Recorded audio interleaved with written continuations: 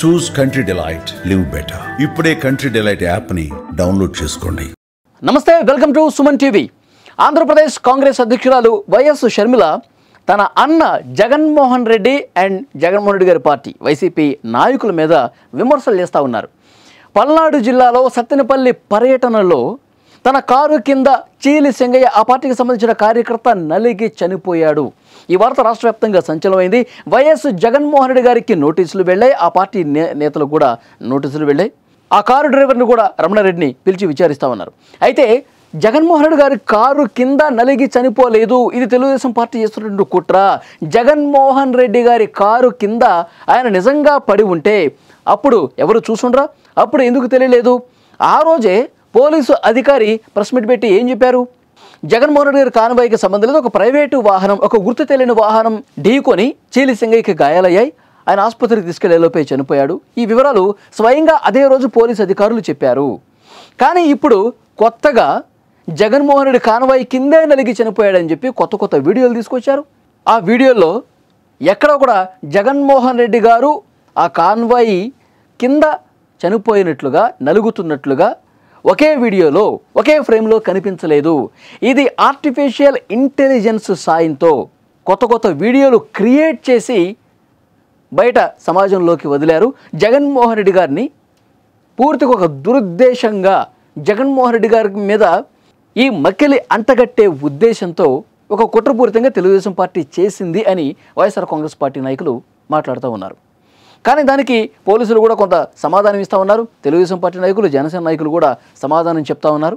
అప్పటికీ ఉన్నటువంటి సమాచారం మేరకు గుర్తు తెలియని వాహనం అనుకున్నాం, కానీ దర్యాప్తు చేసే కొద్దీ, ఇన్వెస్టిగేట్ చేసే కొద్దీ అక్కడ స్పాట్లో దొరికినటువంటి కొన్ని వీడియోలు, సీసీ ఫుటేజీలు, డ్రోన్ కెమెరాతో షూట్ చేసినటువంటి వీడియోలు, ఇవన్నీ మేము 1-2 సార్లు పరిశీలించిన తర్వాత, చెక్ చేసుకున్న తర్వాత ఇది జగన్మోహన్ రెడ్డి గారి కాన్వాయే, ఆ కాన్వాయ్ కింద చీలి సింగయ్య నలిగిపోయాడన్న విషయం ఆ తర్వాత అయినా వాళ్ళకి తెలిసింది, ఉద్దేశపూర్వకంగా దాచిపెట్టారు.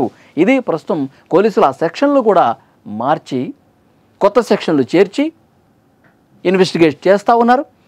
ఆయన వెహికల్, ఆ కాన్వాయ్లో ఉన్నటువంటి వెహికల్ ఏదైతే ఉందో దాన్ని కూడా పోలీసులు నల్లపాడు పిఎస్కి తీసుకొచ్చారు. మొత్తం కూడా పరిశీలిస్తూ ఉన్నారు. జగన్మోహన్ రెడ్డి గారు హైకోర్టుకు వెళ్ళారు.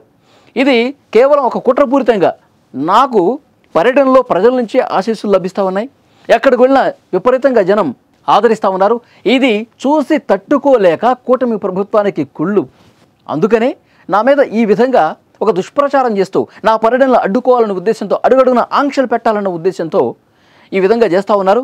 ఈ కేసుతో నాకు ఎలాంటి సంబంధం లేదు, ఈ కేసులో నన్ను A2గా చేర్చారు, ఈ కేసును కొట్టేయండి అని జగన్మోహన్ రెడ్డి గారు హైకోర్టులో క్వాష్ పిటిషన్ వేసుకున్నటువంటి పరిస్థితి విచారణకు రాబోతోంది. హైకోర్టులో ఇంకా పూర్తి స్థాయిలో వాదనలు జరగల, విచారణ జరుగుతుంది. అయితే దీని మీద షర్మిల గారు స్పందించారు.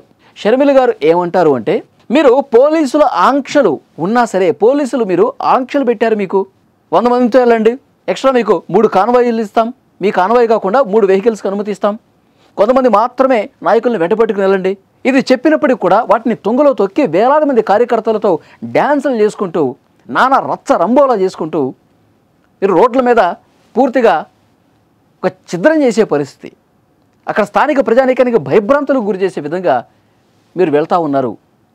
ఇది ఎంతవరకు సమంజసం? నిబంధనలు తుంగలో తొక్కి పోలీస్ 30 యాక్ట్ అక్కడ అమల్లో ఉంది, దాన్ని ఏమాత్రం మీరు పట్టించుకోకుండా వెళ్ళటం కరెక్టేనా? ఇంకొకటి, ఏఐ అంటే ఆర్టిఫిషియల్ ఇంటెలిజెన్స్ సాయంతో ఇది క్రియేట్ చేశారు ఈ వీడియో అని చెప్తా ఉన్నారు. దీనికి వైఎస్ షర్మిల గారు గట్టి కౌంటర్ ఇచ్చారండి అన్న జగన్మోహన్ రెడ్డికి. వైఎస్ వివేకానంద రెడ్డి గారు జగన్మోహన్ రెడ్డి గారి సొంత బాబాయ్, వైఎస్ రాజశేఖర రెడ్డి గారి సొంత తమ్ముడు. మరి వారి హత్య సందర్భంగా జరిగినటువంటి విషయాలు, బయటకు వెల్లడైనటువంటి నిజాలు, సిబిఐ దర్యాప్తులో వచ్చినటువంటి నిజాలు, ఇవన్నీ పరిశీలించిన తర్వాత ఏమర్థమవుతోంది? YS Avinash Reddy and co, YS Avinash Reddy పాత్ర ఉందని చెప్పి సిబిఐ నిర్ధారిస్తోంది. దానికి సంబంధించిన వాస్తవాలు బయటకు వచ్చినాయి. అయినప్పటికీ కూడా మీరు జగన్మోహన్ రెడ్డి గారు వైఎస్ వివేకానంద రెడ్డి గారి హత్య కేసుతో అసలు అవినాష్ రెడ్డికి ఏమీ సంబంధం లేదు, అవినాష్ రెడ్డి చిన్న పిల్లాడు, కేవలం అతన్ని కేసులో ఇరికించాలని చెప్పి చంద్రబాబు నాయుడు గారు అండ్ వారి బృందం కుట్రపూరితంగా వ్యవహరించే కేసులు పెడుతోంది. అసలు ఎక్కువ మాట్లాడితే ఈ హత్య చేసింది, చేయించింది సునీత అండ్ సునీత భర్త రాజశేఖర్ రెడ్డి అని వారి మీద నిందలు మోపారు. హత్య చేసిన వాళ్ళు, చేయించిన వాళ్ళు అంతా చాలా సంతోషంగా ఉన్నారు. సొంత కూతురు, అల్లుడి మీద ఈ హత్య చేశారని చెప్పి అభాండాలు వేశారు. మీరు సొంత బాబాయి విషయంలోనే ఇంత దుర్మార్గంగా ప్రవర్తించారు జగన్మోహన్ రెడ్డి గారు. మరి ఈ సాధారణ కార్యకర్త చీలి సింగయ్య విషయంలో మీరు ఎందుకు అబద్ధాలు చెప్పరు అని ప్రజలు అనుకుంటా ఉన్నారు. అబద్ధాలు చెప్పరు అని చెప్పి గ్యారంటీ ఏంటి అని చెప్పి షర్మిల గారు సూటిగా ప్రశ్నించారు. ఏ టెక్నాలజీ అంటారు, ఇంకో టెక్నాలజీ అంటారు. మీరు దీని నుంచి తప్పించుకోవటం కోసం, పూర్తిగా ఈ కేసు నుంచి బయటపడటం కోసం మీరు ఎంతకైనా ముందుకు పోతారు.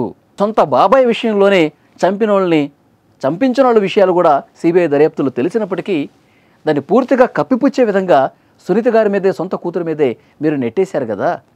ఇప్పుడు సాధారణ కార్యకర్త చీలి సింగయ్య విషయంలో ఇంతకంటే ఎక్కువ చేయరని ఏమనుకుంటున్నారు? ప్రజలకు అన్నీ గమనిస్తూ ఉన్నారు జగన్మోహన్ రెడ్డి గారు అని చెప్పి చాలా సూటిగా అన్నకే చురకలంటించినటువంటి పరిస్థితి ఉంది.